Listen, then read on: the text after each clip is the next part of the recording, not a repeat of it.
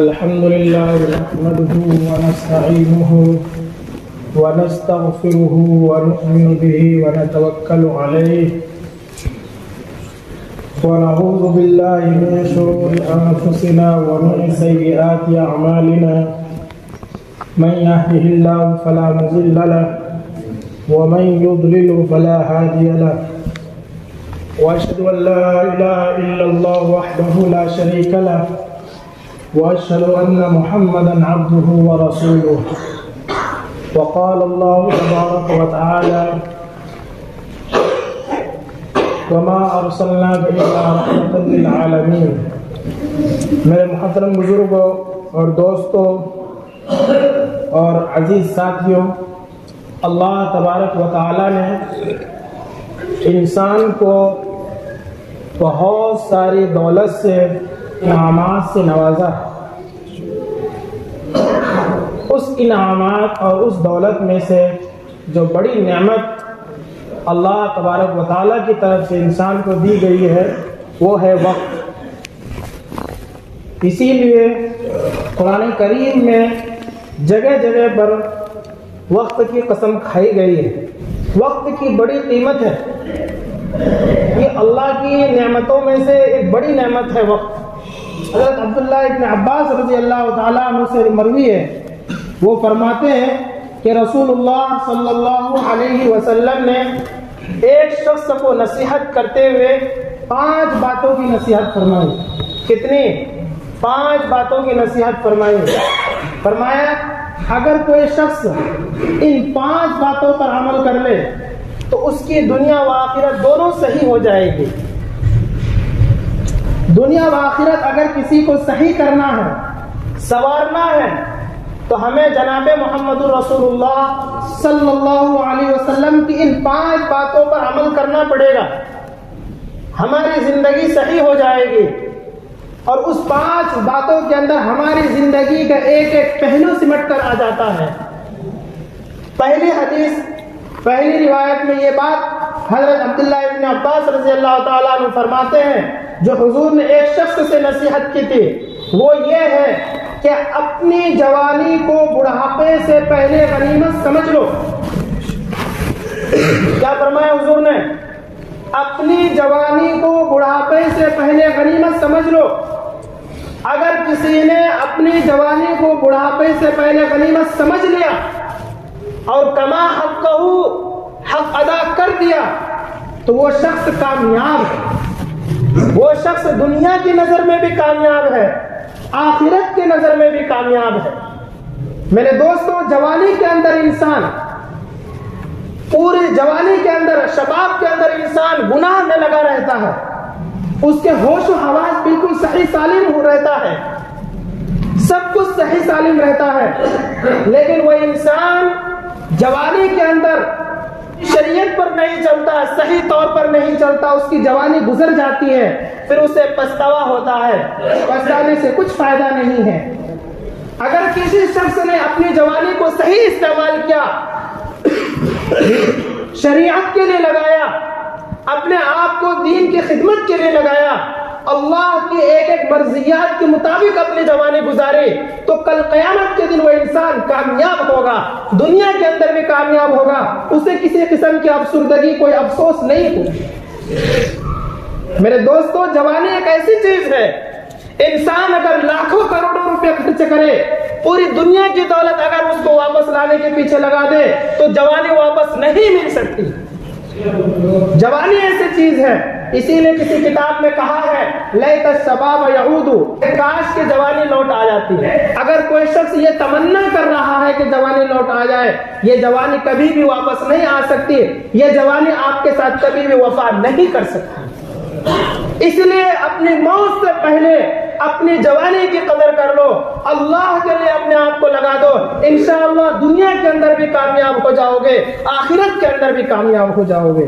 یہ آپ صلی اللہ علیہ وسلم کی پہلی حدیث کہ جوانی کو بڑھاپے سے پہلے غنیمت سمجھ لو، کیونکہ بڑھاپے کے اندر انسان کسی کام کا نہیں رہ جاتا، اور جوانی کی عبادت اللہ کو زیادہ پسند بھی ہے. اگر کوئی جوان اللہ کے بارگاہ میں عبادت کرتا ہے، اللہ سے مانگتا ہے، اللہ کو یہ ادا بہت پسند آتی ہے۔ اللہ کہتا ہے کہ اس جوان کو کس چیز کی ضرورت ہے، دنیا ان کے پاس ہے، سارے ہوش و حواس اس کے پاس ہے، لیکن پھر بھی یہ میرے سے مانگ رہا ہے، اس کے سارے گناہوں کو معاف کر دو۔ میرے دوستو، جوانی پر اللہ تعالیٰ رشک فرماتے ہیں، اس لیے جوانی کے اندر جو عبادت کی جاتی ہے وہ اللہ کے نزدیک نہایت ہی مقبول ہوتی ہے۔ اس لیے میرے دوستو، جوانی کو بڑھاپے سے پہلے غنیمت سمجھنا، مطلب یہ ہے کہ جوانی کے اندر اپنی تمام زندگی کو اللہ کی مرضی کے مطابق گزارنا ہے تاکہ ہمیں افسوس نہ کرنا پڑے۔ دوسری چیز آپ صلی اللہ علیہ وسلم نے بیان فرمائی کہ اپنی صحت و تندرستی کو بیماری سے پہلے غنیمت سمجھو۔ اگر اللہ نے آپ کو صحت دیا ہے، تندرستی دی ہے، اس کو غنیمت سمجھ لو بیماری سے پہلے۔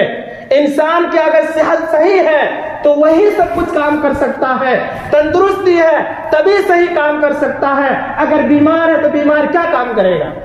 کچھ نہیں ہو پاتا اس سے۔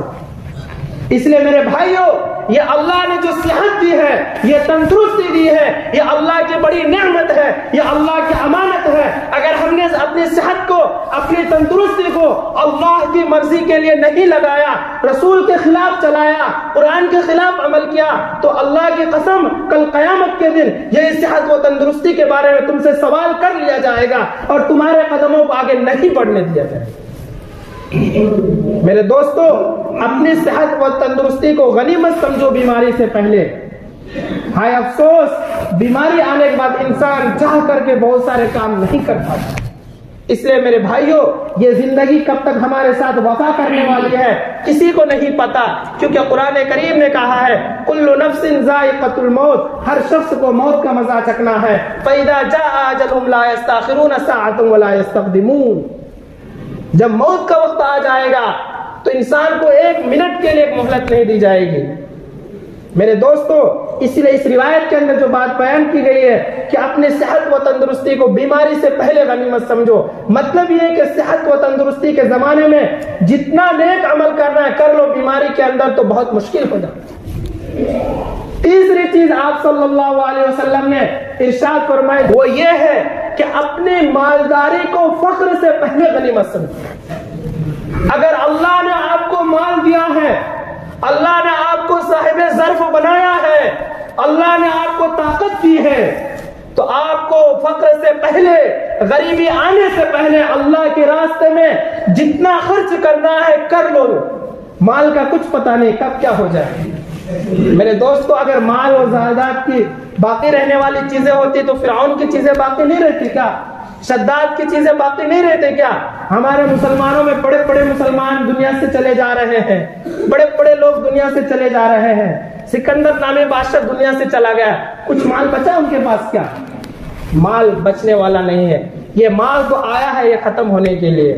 اسی لیے اگر اللہ نے کسی انسان کو مال دیا ہے، صاحب نصاب بنایا ہے، تو وہ شخص مال کا صحیح استعمال کرے۔ اگر مال کا صحیح استعمال نہیں کرے گا، کل قیامت کے دن وہ شخص پکڑا چلا جائے گا۔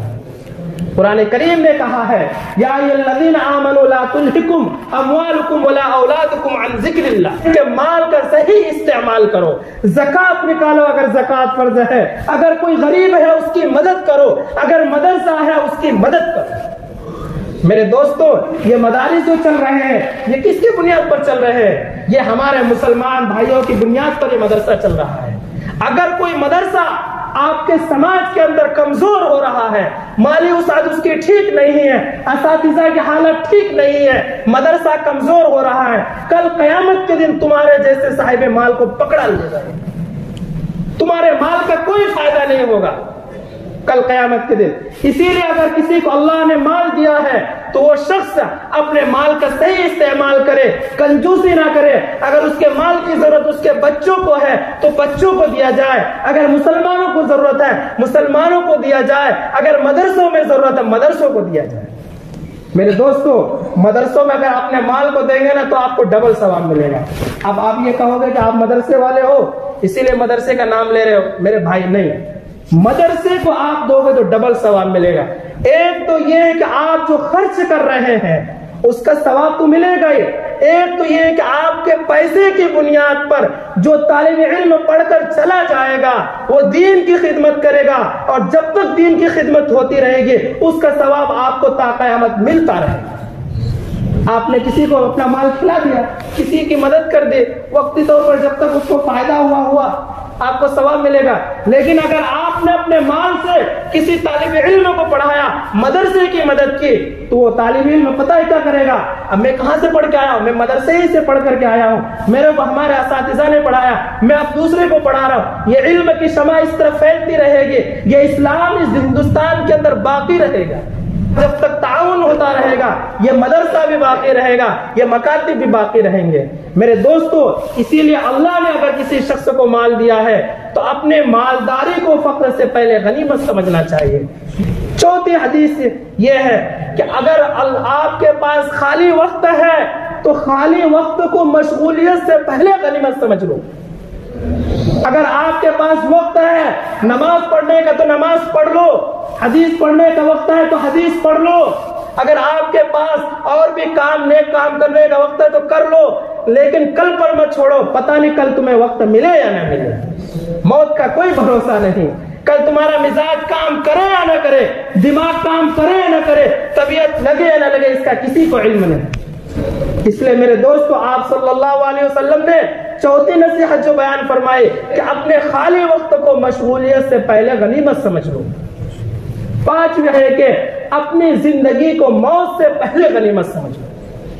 اگر اللہ نے آپ کو صحیح زندگی دی ہے، آپ کو سب کچھ دیا ہے زندگی کے اندر، تو موت سے پہلے زندگی کو غنیمت سمجھ لو، کیونکہ موت کے بعد انسان یہ چاہے گا کہ میں کچھ کام کر لوں، وہ کام نہیں کر سکتا۔ جتنی نیکی کمانی ہے اسی دنیا کے اندر نیکی کمائی جا سکتی ہے، یہاں سے مرنے کے بعد اس کے نیکی کا دروازہ بند کر دیا جاتا ہے۔ میرے دوستو، جب انسان مرتا ہے تو اس کے نیکی کے سارے دروازے بند کر دیے جاتے ہیں، اب وہ کچھ نہیں کر سکتا، اب کچھ دروازے باقی رہ جاتے ہیں۔ وہ یہ ہے کہ اگر آپ نے اپنے اولاد کو نیک بنایا ہے، وہ آپ کے لیے دعا کرتی ہے تو وہ آپ کو دعا ملتی رہے گی۔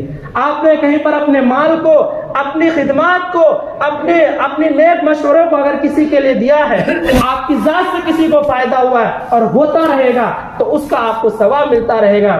لیکن آپ کے اندر اتنی طاقت نہیں رہے گی کہ آپ قبر سے اٹھ کر کے 2 رکعت نماز پڑھیں۔